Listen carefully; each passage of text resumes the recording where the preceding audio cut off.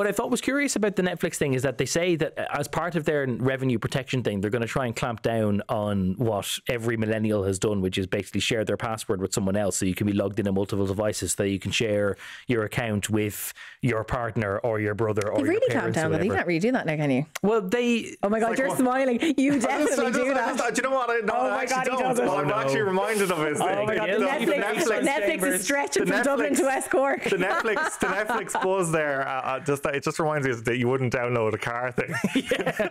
So it's like you're like it just finds like, well, they're hardly going to stop this. Like, I mean, I don't know how they're going to put a ban. It's going to be very difficult to stop because people are inherently mobile. Like, you know, but isn't it like you can't use Zara just made about you spending some time in Dublin and West Cork? You could be legitimately moving from Dublin to West Cork. You could be moving from Dublin to West Cork or to Waterford. I could be moving from Dublin. People are transients.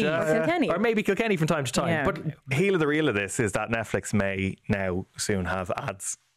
So wow! Even when you're paying for it, you have to watch the ads. They might reduce the subscription. The talk is they might have a lower subscription fee. I'll actually be gone if that happens. If you're prepared to take ads.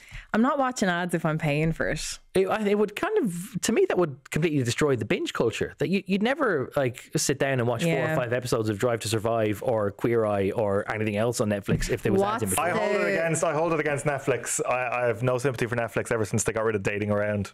Oh, we loved that. Yeah, we loved Richard and I watched Dating Around. We loved explain this to me now. What's Dating Around? It's a very straightforward dating show. Yeah, but so basically it would be like a guy or a girl or whatever would go on a date, but it would be they would repeat the same date, wouldn't they, 3 times? Oh, I think I saw. And they'd wear the same outfit and everything 3 times, and they would go out with different people. But it was actually really interesting to see kind of the dynamic between the different characters.